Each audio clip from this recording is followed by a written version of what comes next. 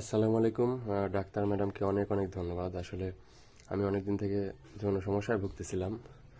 অনেকের কাছ থেকে বিভিন্ন ধরনের মেডিসিন খেয়েছি, তো যখন খাই তখন একটু মনে হয় যে ভালো, বাট পরক্ষণে দেখা যাচ্ছে আমার আরও খারাপ অবস্থা হয়ে যায়, শরীর দুর্বল হয়ে যায়, মাথা ঘুরে। কিন্তু যখন এই মেডিসিনটা আমি খেলাম তখন আমার দুর্বলতা অনেক ভালো হয়ে গেছে, প্লাস আমি অনেকক্ষণ থাকতে পারি।